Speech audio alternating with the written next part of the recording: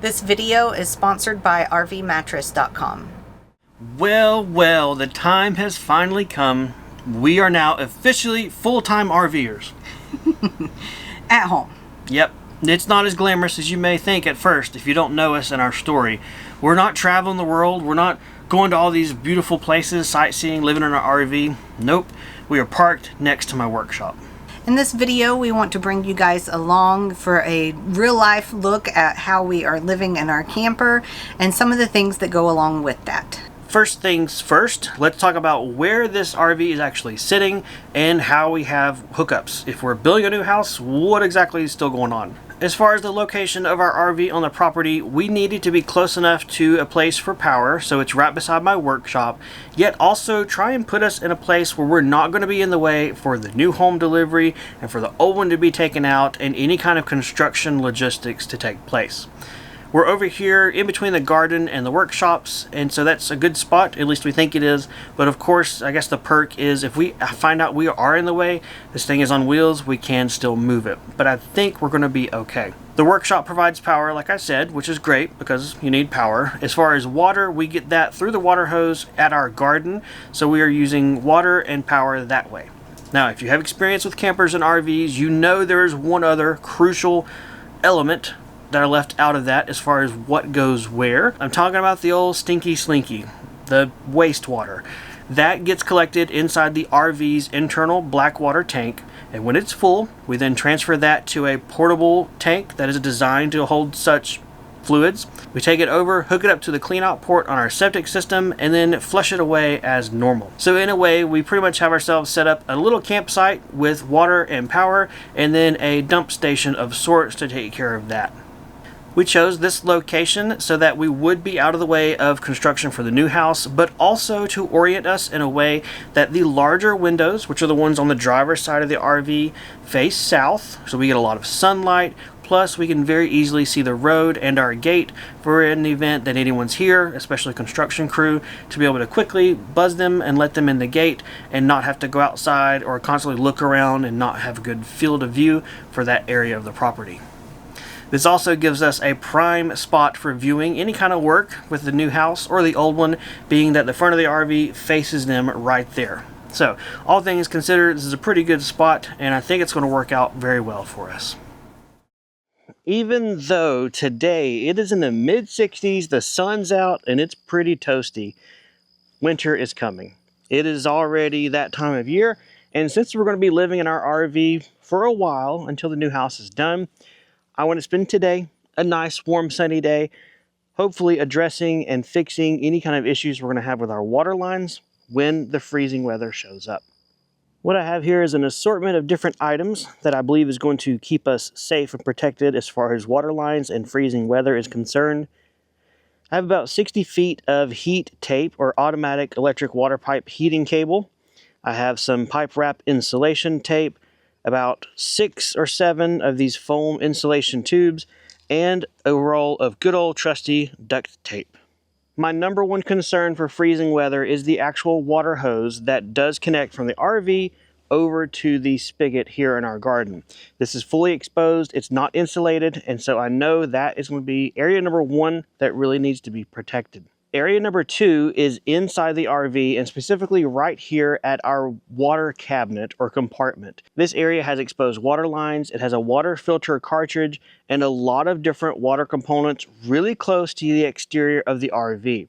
Even though this compartment does have an insulated door, and it is within the belly of the RV, I still don't want to risk having any issues, because the last thing we want to find out on those super cold nights or cold mornings is that it's got a water leak, and now we get to have the fun of repairing it. And so in this instance, we're trying to practice an ounce of prevention to save ourselves a pound of pain. At least I think that's how the saying goes.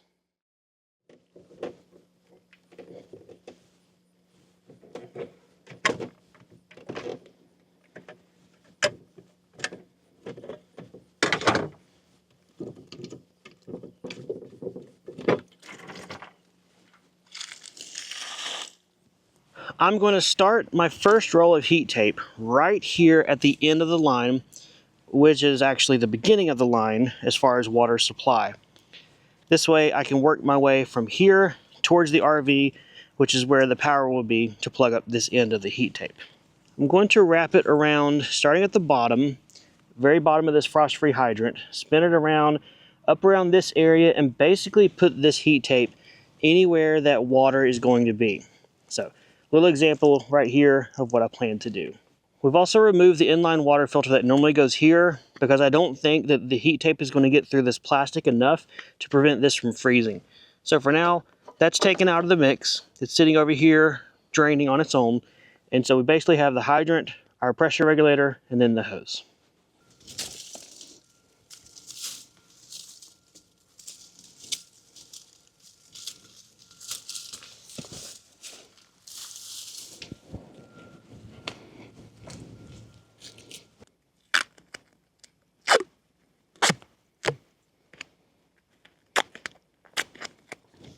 Alright, this foam pipe insulation is really for 1-inch pipe, and this hydrant is much larger in diameter.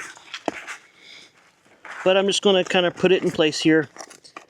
I'll go ahead and cut it to length, and then I'll tape it up. This is one of those that, you know, not a perfect thing. They do sell some commercial products that'll fit this much better, but they're pretty expensive. A lot more expensive than just this foam pipe insulation. So, do what you want to. This is what I'm going to do, though.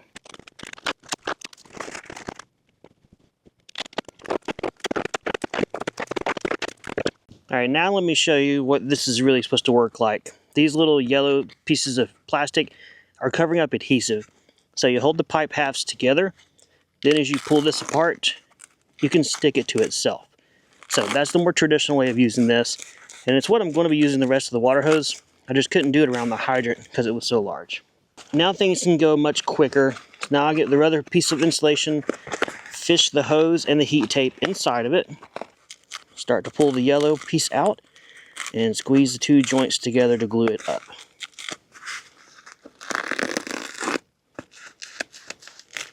And then the other thing I'll do right here where two different pipe insulation sections meet, I will put some duct tape on them to keep them together and seal that crack.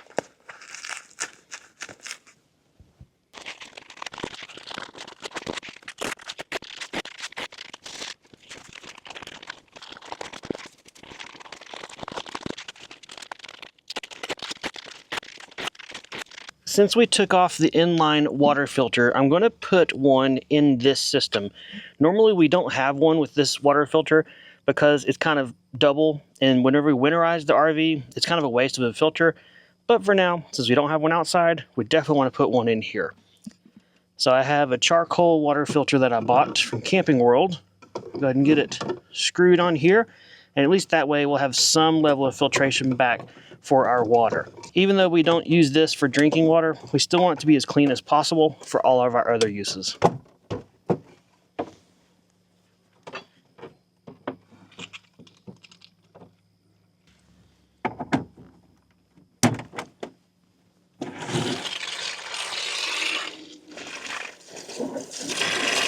Well, that ain't right.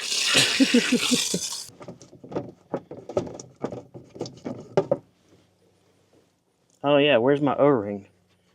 There's no O-ring on the top of this. There's supposed to be one. Did I drop it earlier? Yep, the O-ring that's on top, it was laying in the grass behind me. So let's try this again with the actual O-ring in place. Good. No indoor water feature. Just what we want. Well, I'm kind of at a standstill because I did not estimate the amount of materials I needed accurately enough. I guess I was thinking our water hose was maybe a 25 or 30 foot when it's really a 50. So I don't have enough heat tape or pipe insulation. Welcome to the inside of the camper. We have tried to make it as homey as we can since it is our home for at least a month or two. So come on and see some of the things that we have done to make it more homey. For the kitchen, one of the things that is kind of harder for us is cooking in here. We haven't been using the stove or the oven mainly because we're trying to save on propane because we're getting low. So we have our toaster oven here, and it's an air fryer as well, and that's what we use to do a lot of our cooking, and then we also do grilling. So one of the things this camper is lacking in is storage. This overhead compartment is all they have in here for pantry items, cooking supplies and that type thing. So I had the idea to measure and then look for a shelf that I could order off Amazon, and that would be our pantry. It is small, but we are having to do smaller meals and stuff like that. So here we have the shelf. So far we've used it for over 2 weeks and it has done really well. We just make sure that we eat what we have and we have what we eat. One of the things that we had to do in preparation of coming into the camper is to fix the bathroom. It started a couple of months ago whenever we were on vacation. The shower pan got a crack in it. We tried to fix it, but it's not really fixable, so we had to order a whole new shower pan and shower surround. While we were doing the shower, we decided to go ahead and do the bathroom vanity as well. It kind of stuck out far into the bathroom, and we had seen a smaller one at Home Depot and thought that'll fit really good.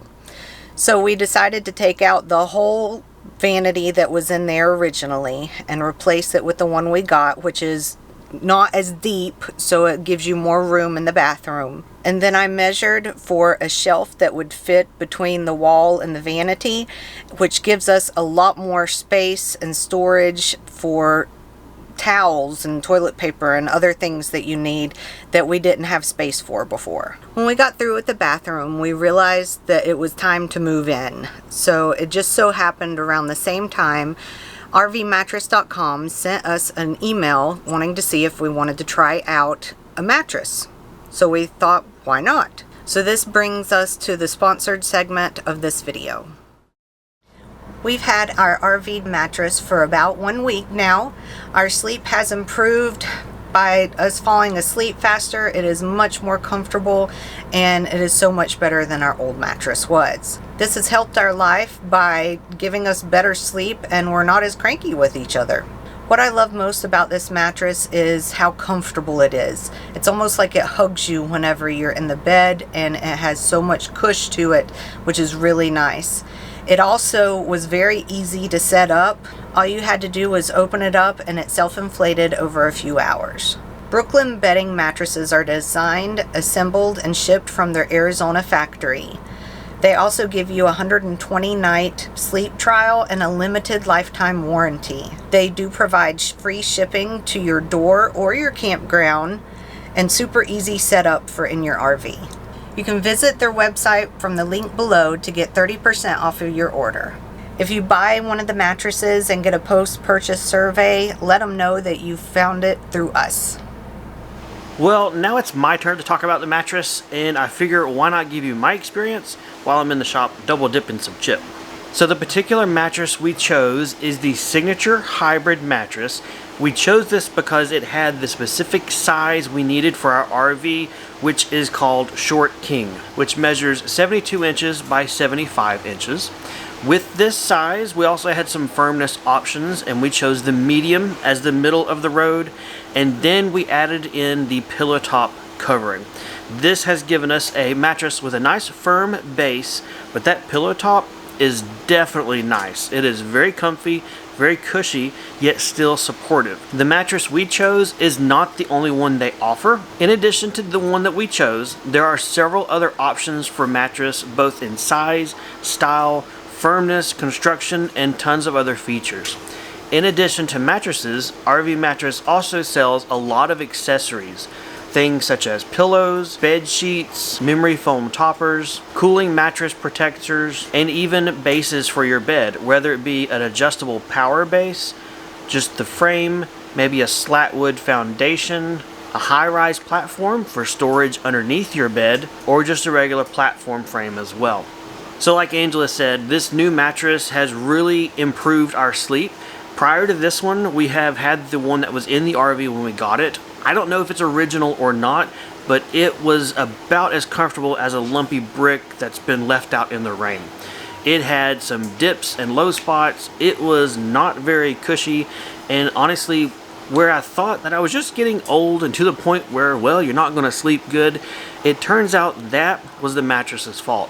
Since we've got this new mattress, I have been sleeping better like a baby, and Angela definitely has as well. So it's pretty amazing, and it's something that we can easily forget. how much the mattress you're sleeping on really can affect your sleep. And at the same time, mattresses don't last forever. So, food for thought, maybe. You probably already knew this, but something we've thought about and realized since we swapped mattresses that's also made a huge improvement with our day-to-day life. All right, that's all for back here in the back of the camper. Let's go up front and see what Sam has to show. Alright, up here I'm kind of standing in the living room, I guess, and you're somewhat in the foyer or foyer. We've got a couple of things to show that are, they're not super exciting, but if you're here and you're watching this video, you're probably a little curious just to see what it's like with us living in here full time. Behind the camera right now is the passenger seat of the RV, and that's what I have kind of taken over as a small miniature desk area. I've got my computer there, the cameras that we have, battery charging stations, our drone, and everything for filming and then also editing all the content. Because even though we're in a camper, doesn't mean the videos get to stop. If anything, this whole project has made the videos even pick up further and faster than before. We've also still have my workshop, and that's where the boys currently are. They've got a section of it that is kind of their hangout spot, because that's very important, and it also has helped to alleviate the stress of living together in one area by kind of dividing us between the spaces. If you've been with us and followed our channel for several years now, you will remember that when we first moved to Tennessee, we lived in a camper while we set up our single wide. My history tends to repeat itself, but thankfully this time we have a bigger RV and we're also going to have a bigger house, so at least things are heading in a positive direction. The reason I bring that up is over the past couple of weeks we've been living in here, we have all pretty much said at various times how much nicer this RV is than that camper was that we lived in the first time. This RV having slide outs makes it so much bigger than our other camper, which didn't have any slide outs, and has really helped us not be as on top of each other or stressed out, and everyone has generally been enjoying the process so far. As much as you could enjoy living in an RV, this one has actually not been too bad so far.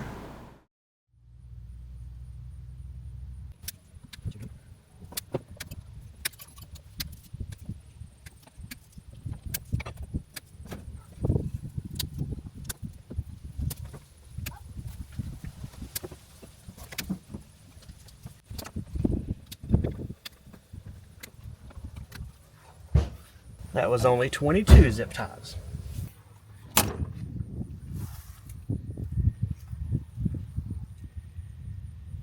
Hey, check it out. Got my ears lowered, finally. Angela always cuts my hair. She does good. I was way overdue. Anyway, I want to give you guys a quick little look at what most dinners look like for us. We have our Weber grill out here right beside the RV, and we pretty much grill pretty much every dinner. It's the easiest thing to cook on, given we don't have a full-blown, full-size kitchen. I also have motion lights out here, which are great, except they turn off on me if I don't keep moving or wave my hands in the air as if I do not care. Yeah, it's not, oh, there it is. Anyway, on the menu for tonight is a New York strip steak, seasoned up the way we like it, and then also probably some broccoli or corn steamed in the microwave. It's basic, but it works. I just figured it might be interesting, maybe, for you guys to see what we're kind of doing as far as cooking. We do have a stove or an oven inside the RV kitchen, but we don't use it that much because it heats it up in there, and it also uses the propane in the RV. And this being a Class A RV, it doesn't have tanks that we can take out and swap out and get filled at a store. We have to drive this guy to a dedicated place that will fill the tank that's inside and mounted under the RV. That's probably going to happen while we're living in the RV. So right now we pretty much only run the water heater off propane, and then everything else is electric, or we just don't use it. Like our oven, we use the grill instead. We are trying to get that propane to last as long as possible. Anyway, that's a look at how dinners usually go, especially this time of year where it is dark 30 at like 5:30. Gotta love it, right? Here we are a couple of days ahead in the future. Our cold snap hit. It got down in the 20s at night, and thank goodness our water lines were all good. We didn't have any problems. So yippee skippy. Now we're back to more normal temperatures for here in our area this late fall, which is about 60. So I'm in shorts and a t-shirt. But hey, just wanted to come back from the future just a little bit and let you guys know that what work we did with the heat tape, the foam pipe insulation, and all that was a success. Now, let's get back to this camper video, or finish it out one. I don't remember where we're at, but you're about to find out. Well guys, thanks for coming along as we got to tour where we're living at right now. If you have any ideas or questions or comments, leave them below. We will be having some other videos while we are in our camper, kind of along the storage organization type feel. So if you have any good ideas, put them below and we will look at them. Otherwise, we will see you guys next time. Bye.